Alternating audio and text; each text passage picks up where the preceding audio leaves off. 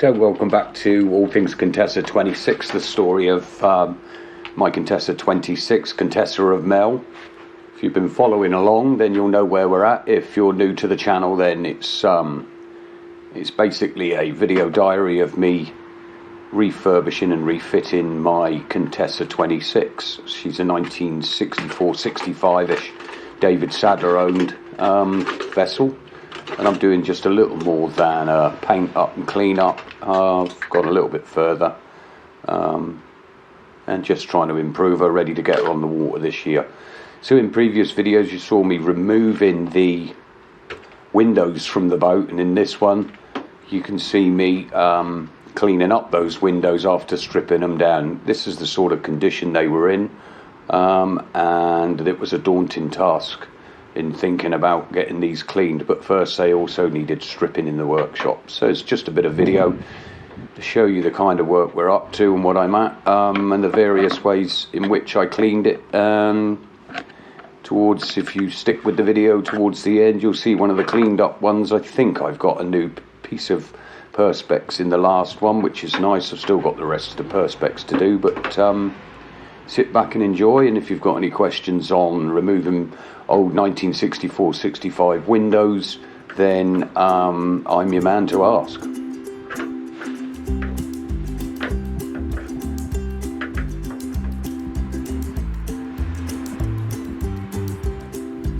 So this is the sort of condition they were all in, full of butyl tape, all kinds of mastics, all kinds of fixings and substances which were in some cases unknown to me. In some cases they were like blue tack and, well, all sorts of stuff were in there, and they've stood the test of time. So it was no surprise that it was tough and sticky to get out.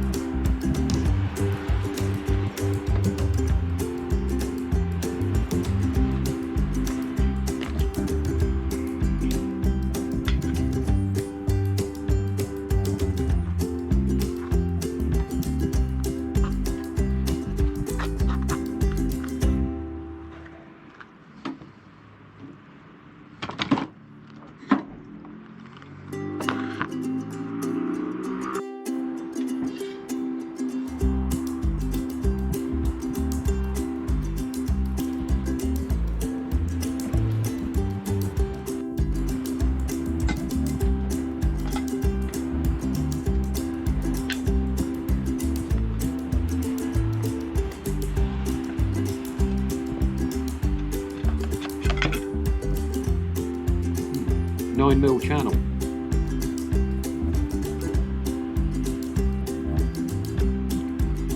I think I can afford to go to 8mm Perspex,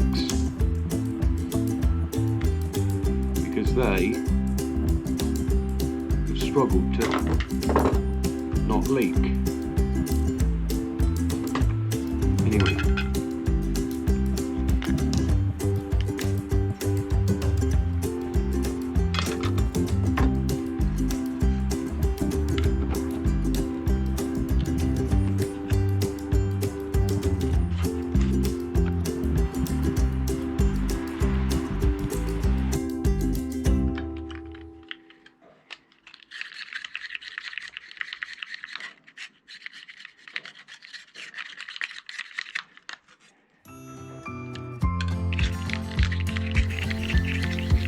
Various methods I use then to clean these up. Obviously trying to take the path of least resistance. However, this wire brush seemed to tarnish the coatings, the coverings on the aluminium, and subsequently I'm not really happy with the finish at the end. So I'm considering then spraying the outside shroud of the windows, either spraying or painting them the same coach roof colour as I'm going to be doing, which is going to be cream. Petrol was a good one. Wire wall, Scotch Brite, it all went in because there was such a daunting task and so many different pieces to do. I sort of started whizzing through it with whatever I had to hand.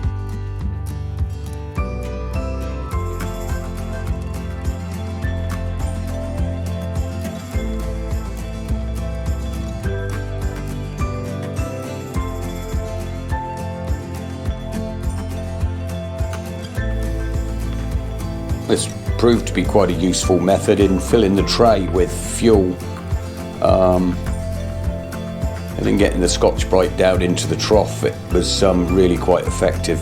This is a part where we're clean quite a bit up and just T-cutting it, see what that aluminium comes up like. One of the interesting things here is on nearly every bit of aluminium on those windows, there's a hand engraved name of Rogers on all of them. Obviously that manufacture, they were destined for Jeremy Rogers, and I think I draw attention to it in a second.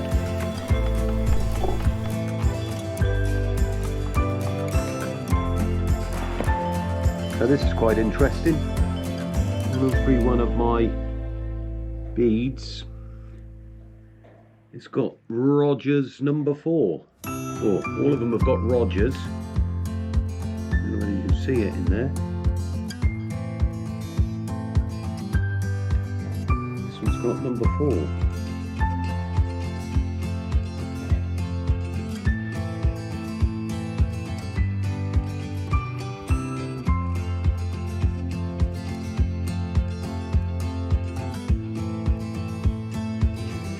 And here you can see the hard work paid off in the end. I've been spent many hours in the garage cleaning these bits and pieces. We've gone from that look to the new one underneath, the cleaned up one, which I'm really happy with. But as I said, the coatings on the aluminium suffered over the years, so I may end up brightening them up with a bit of paint.